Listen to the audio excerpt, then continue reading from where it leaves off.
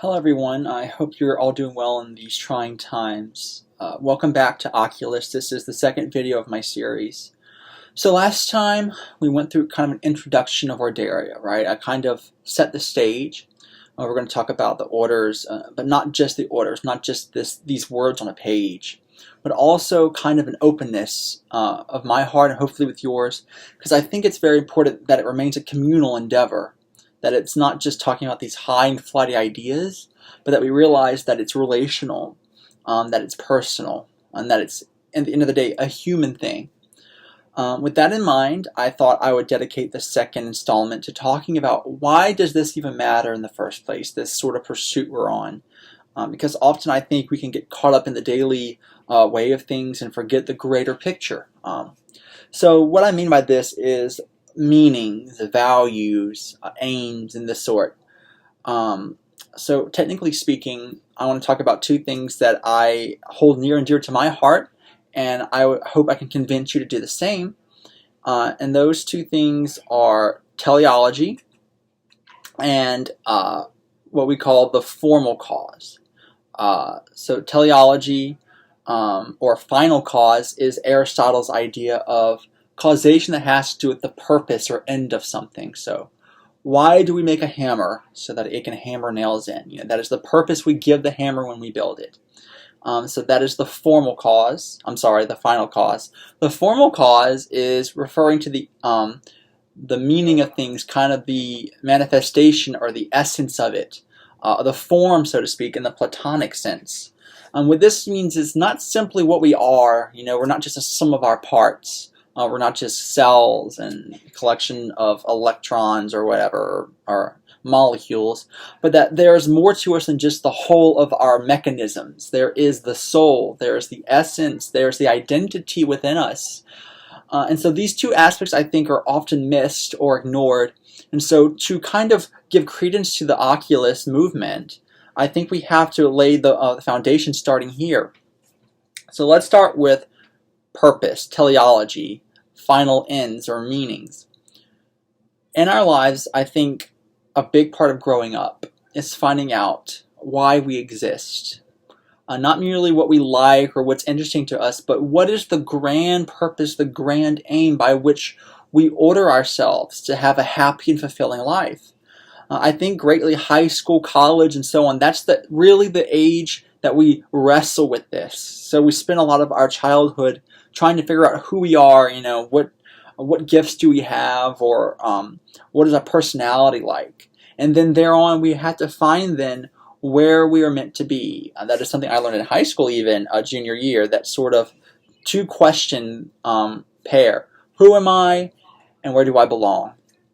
So taking that where do I belong question and blowing it up, we have to come to contemplate over time where it is we're meant to be.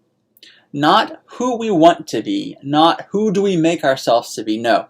Who we are meant to be. I think that language is important because what it implies is that there is not something we fabricate or just make up like a fictional story, but that there is at the center of us a purpose that will make us happy, that will allow us to flourish, to grow, to become that which we are meant to. And of course I'm saying that this purpose comes from God.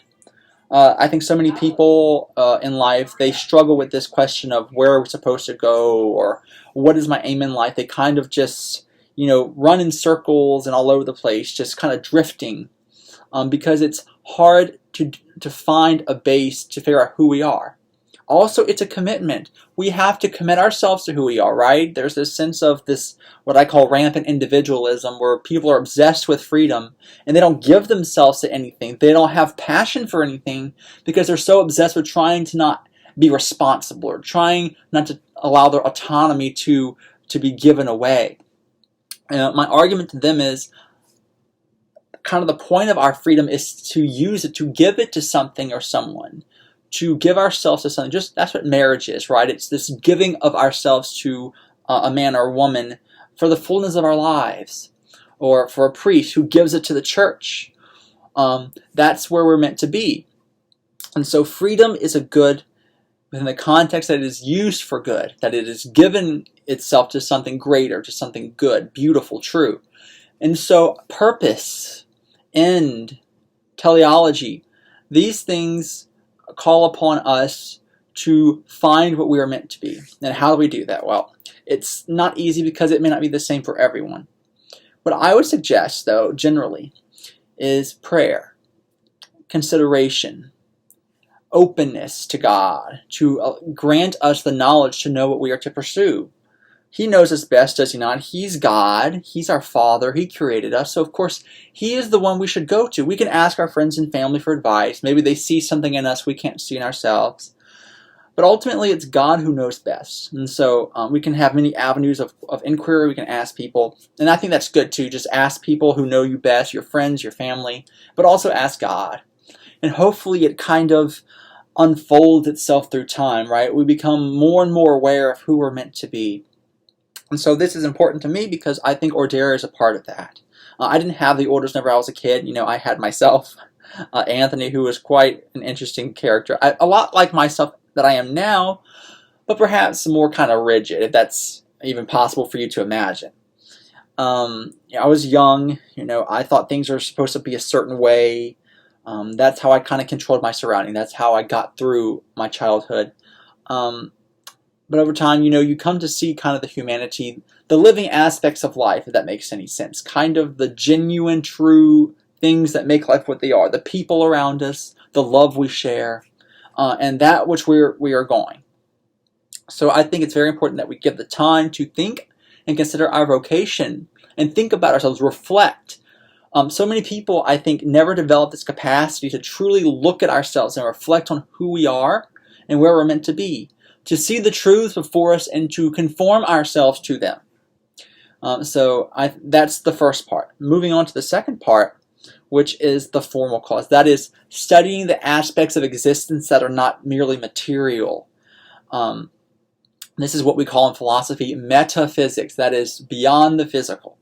So God, we would consider to be a metaphysical being in that he does exist, surely, but not in a physical form. God isn't made up of atoms or matter because he created matter, therefore he can't be made of the material he created. It comes forth from him. And so too we have within us a sort of metaphysical reality that is our soul.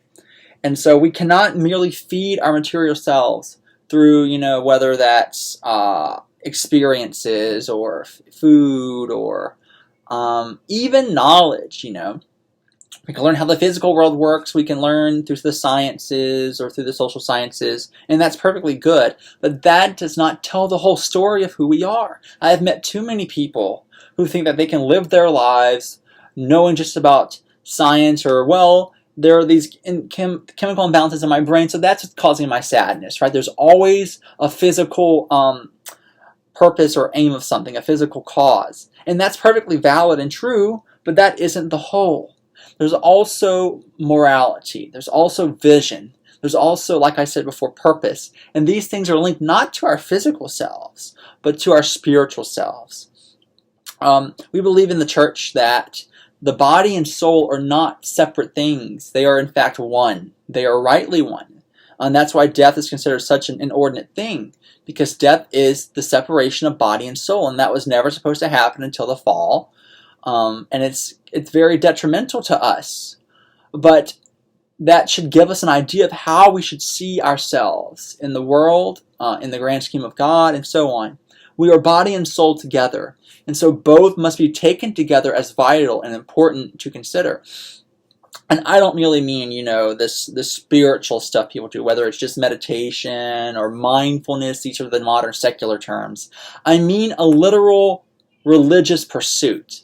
Even a Hindu or a Muslim or a Jew, I would consider just great good by this because they're asking the right questions. Who has made me? Who am I? Where am I going? What is my value? These are questions science can't answer. These are questions that consider metaphysical reality. It is philosophical in nature. And so we must enter this realm to have the fullness of life. I spent many years, up and into college taking science classes, and you learn so much, and it's just magnificent how complex and beautiful creation is. But I also had religion class, right? And sometimes it was just memorizing facts and writing it down. That's kind of the worst of religion classes. But when we talk about the things that matter, when we see where the human person is in context to the divine plan, or the sacraments and how we're able to partake in the mysteries and beauties of God, these sorts of questions are special because they call on us to see higher than what we see with our physical eyes. They have our souls reach higher than this and see in the fullness what truth is, what beauty is, what good is in themselves. And it's a magnificent thing that I think every single person should have the gift and capacity for. Whether you're a philosopher or you work a 9-to-5 job, it doesn't matter. We're all worth that pursuit. And so if you're Catholic or not, it doesn't matter. I would suggest looking into Catholic philosophy and Catholic theology. Why? Because Catholicism, through history, has been a significant influence on the Western world. That is undeniable. Whether you're an atheist, anti-theist, agnostic, theist, Christian, it doesn't matter. That is a fact. And so to study Catholic thought and see what is it the Church preaches, one can come to know the basis of the Western world. And then you start seeing connections and whatnot. Also, I've noticed, and I'm kind of biased because I am Catholic, right? There are so many people who think they know the Church. Oh, I know the Catholic Church. They're the ones that, arrested Galileo. They're the ones that burned the witches. They're the ones who hate gay people. These sort of claims that are made all the time. And people believe them, of course. But have they actually sat down and read the history, read the theology, read the teachings, read the truth of what the Church states? I would bargain and say no. And that's problematic. Truth, regardless of what it is good. And to know the Church, whether you think the Church is important or not, whether you think the Church is true or not, is valuable because it allows you to open your ideas and arsenal to a new system of ideas. People who want to bring down the Church have to learn about the Church to do so. And I know many people, now Catholics though, who learned about the Church so that they could disprove it. But by doing so, they became Catholics themselves because they saw the beauty and richness of the tradition. And I believe that too. I think if anyone actually believed and saw what the Church was, that they would become Catholic over time. That is my belief. I have that much confidence and trust in the faith. But at least for you, whoever you may be, I think it's worth exploring. If not for a theological reason, for an historical reason. What do you have to lose? But that's how I operate. You have to get to the very root of the idea in order to oppose it or agree with it, right? That's the way truth works. You must know in order to know more. To truly know someone, you must spend time with them. You must learn of them. You have to really see them. And so too at the Church. You must see the Church. And so this is kind of a tangent, but it relates to the great understanding that we have to consider these questions. And if we don't, I think we're starving ourselves and we're doing to ourselves a great disservice. So those are the two things I wanted to cover on this episode of Oculus. We have to take into account purpose and aim and where we're meant to be, and also those questions of philosophy and theology and so on that help us to understand them, because they work together.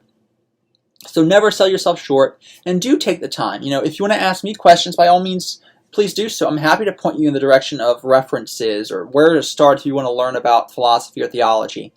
But just do me a favor and don't just reject it at first glance. Take the time to know it and then make your decision. So this is where we're building. So we understand these questions are important and that they're worth pursuing, and so then we can start to pursue them in other episodes. So that's all I have for you. As always, I hope you're doing well. I will continue praying for you. May you find final victory in Christ, and I will see you next time here on Oculus.